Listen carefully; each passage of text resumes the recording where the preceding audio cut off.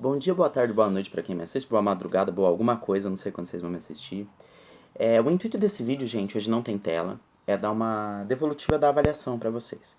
Portanto, eu tô aqui com o notebook aberto, eu vou passando as perguntas, vou falando sobre as respostas, sobre os erros que vocês cometeram para que a gente tenha essa questão de devolutiva mesmo.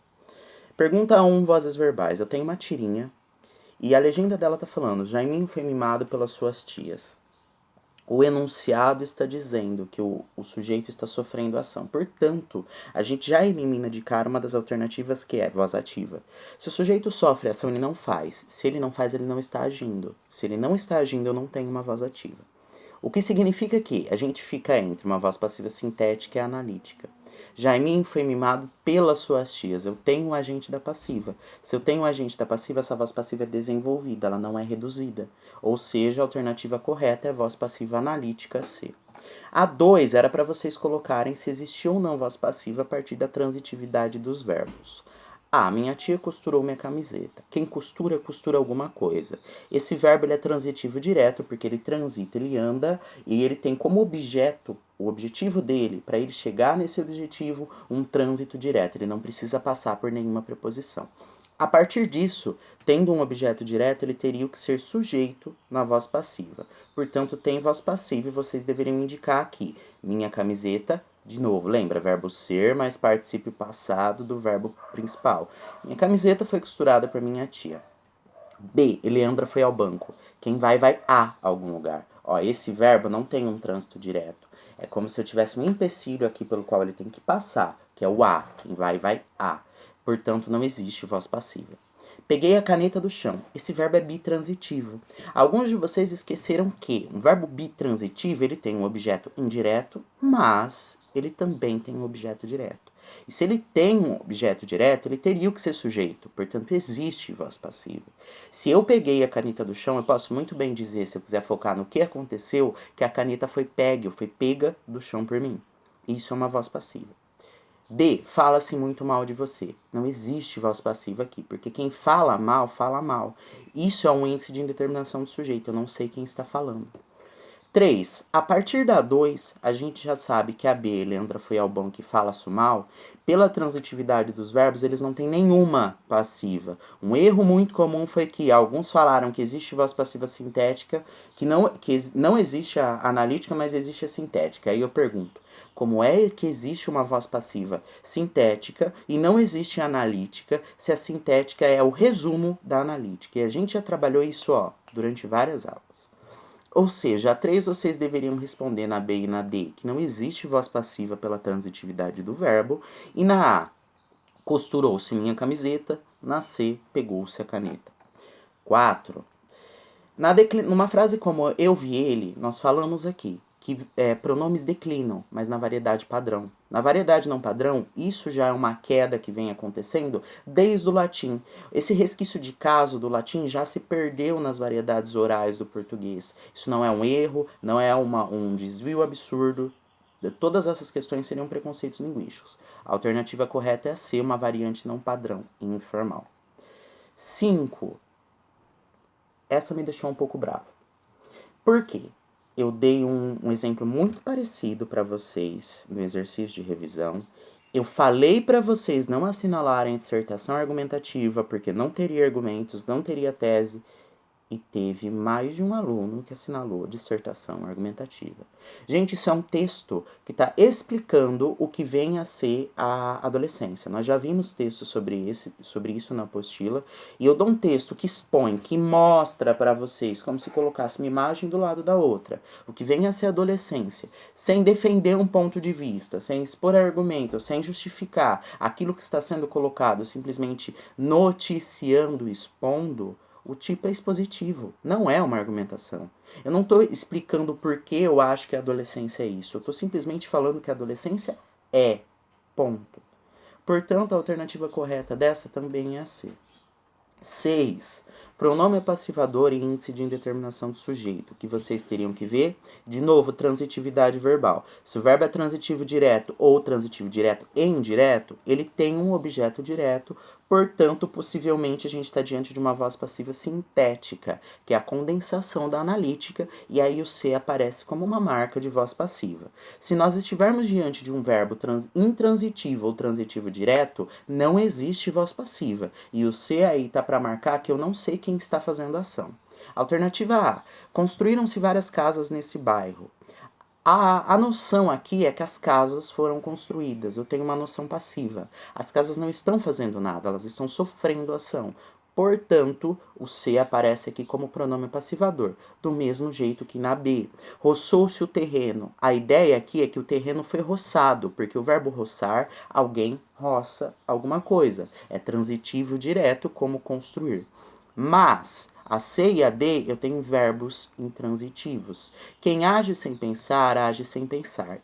E se eu falo que se vai mal, ponto, se vai mal, esses verbos não andam para baixo, eles não transitam, são intransitivos, de modo que não existe um objeto direto possível e, como consequência disso, não haveria nada para ser sujeito de uma voz passiva, ou seja, não há voz passiva. Se não há voz passiva, não faz sentido vocês colocarem pronome passivador. Na C, age-se sem pensar hoje em dia, eu não sei quem está agindo, mas alguém está efetivamente agindo. Então a ideia é ativa.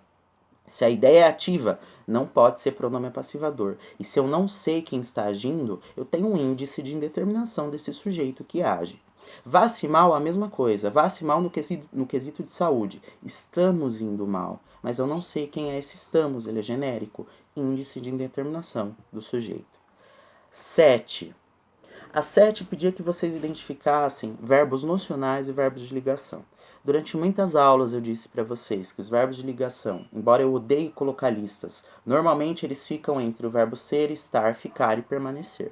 Porque esses verbos, eles não são mais do que porta-tempos para quê? Para colocar um estado num tempo específico. Eles ligam o sujeito a uma característica que está no predicado, a um predicativo, seja ele do objeto ou do sujeito. Verbos nocionais, não. Eu não gosto da ideia do nome de verbo de ação, porque nem todo verbo nocional dá a ideia de ação. Às vezes é um processo, às vezes é um querer, às vezes é um viver, é uma posse. Então, existem várias ideias aqui por trás, mas existe uma dualidade. Eu tenho ou um verbo de ligação ou um verbo nocional. Verbos de ligação ligam o sujeito a uma característica no predicado. Verbos nocionais dão uma noção. Eu permaneci febril a noite toda. Isso aqui só liga o eu com o febril, portanto, o verbo de ligação. Ana continua internada, a mesma coisa. O continua aqui, ele só está ligando a Ana ao estado de estar internada. O mais importante desse predicado é o adjetivo internada, portanto, é um verbo de ligação de novo. Nós terminaremos todos os deveres em breve. Tem uma coisa sendo feita aqui. Tem um dever sendo resultado de uma ação. Aqui eu tenho uma ideia, eu tenho uma noção. Esse verbo é nocional. Estamos socialmente isolados à mesa. O verbo estar. Estar o quê? Isolado socialmente. O mais importante desse predicado é o isolado socialmente. Portanto, eu tenho um predicado nominal e um verbo de ligação. A 8 eu trazia para vocês, eu peço desculpa, uma tirinha do Garfield. Por que eu estou pedindo desculpa? Porque tinha duas alternativas certas. Claro, eu considerei quem assinalou as duas. Quem assinalou a C ou a D, eu considerei errado, porque a C e a D não traziam predicados verbo nominais. Eu tenho uma conversa do dono do Garfield com o próprio Garfield, em que ele fala: Garfield, você tem um mau hábito. Você deixa a porta da geladeira aberta. Eu estou tentando economizar energia. Aí ele fala assim: mas eu também. Ou seja, ele está tentando economizar energia também, não fechando a porta da geladeira, mas a energia dele, e não a energia elétrica. Bom, pedia onde há predicado verbo nominal. Predicado verbo nominal, eu tenho um verbo nocional e mais um predicativo ou do sujeito ou do objeto, mais uma característica, um adjetivo no predicado. Eu tenho isso tanto em Garfield você tem um mau hábito, porque o verbo ter dá uma noção de posse, então ele é um dos núcleos, e mau hábito... Desculpa, minha mãe tá com um negocinho pras gatas. Mau hábito, eu tenho o mal adjetivando o hábito. Então eu tenho um adjetivo nesse predicado que também é importante. É um estado que também é importante. Então vocês tinham razão. Embora.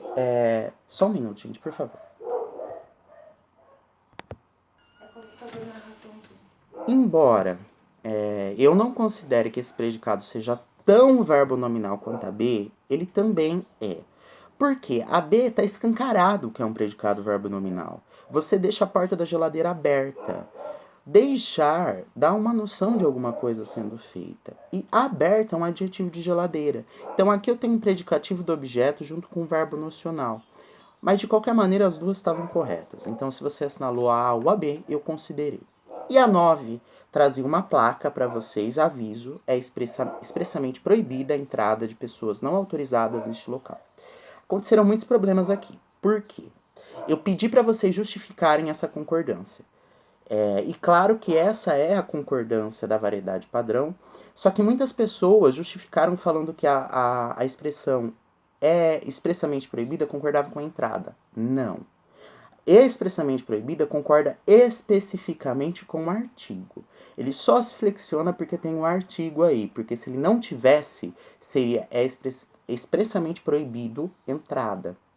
Mesmo que o gênero do substantivo é feminino, aqui a gente tem uma regra para a variedade padrão. A gente sabe que as outras variedades da língua vão tender a concordar, é expressamente proibida, tendo ou não modificadores. A parte disso, a variedade padrão vai concordar somente se eu tiver qualquer tipo de modificador, um artigo, um pronome demonstrativo, um pronome possessivo. Ou seja, essa concordância aqui só se justifica por causa do artigo. Teve pessoas que responderam assim para mim. A pergunta é especificamente, explique por que a expressão é expressamente proibido aparece no feminino singular, com o que ela está concordando. Teve pessoas que responderam o seguinte: expressões como essa ficam invariáveis a menos que tenha um determinante. Você não respondeu a pergunta.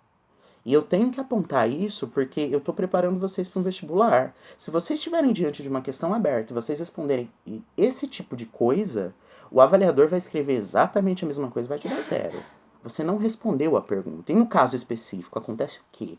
Eu não quero saber a regra. Eu quero saber se você sabe a regra e se você sabe explicar a regra. Porque eu já falei para vocês, regra por regra é só decorar. E o nosso viés aqui não é de ficar decorando regras que não representam a língua como ela realmente é, mas de entender como o sistema das variedades linguísticas do português funcionam e de tentar interpretar e analisar como a língua funciona e efetivamente é. Ou seja, o que eu esperava que vocês escrevessem é que essa expressão foi flexionada para o feminino singular para concordar com o artigo a que está no feminino singular. Bom, gente, era isso. Eu vou gravar mais um vídeo para vocês falando sobre seminário, porque existe uma proposta da apostila de vocês pegarem tudo que está sendo feito até agora, desde a tarefa 19, a tarefa 14, a tarefa 21, a tarefa 27, em que vocês pegaram um fato, vocês resumiram um fato, vocês detalharam esse fato e procuraram imagens acerca dele, de vocês exporem ele. Mas primeiro de tudo eu preciso dar uma aula do que vem a ser slides para vocês, de como utilizar esses slides, porque a gente tem um roteiro aqui, o diretor sabe disso, o diretor obviamente sou eu. E de como realmente seguir esse roteiro, de ter uma introdução, um desenvolvimento, uma conclusão, e de usar imagens realmente que sejam ilustrativas, que não estejam lá simplesmente por estar. Por enquanto é isso, um beijo, um abraço, um aperto de mão, até o próximo vídeo.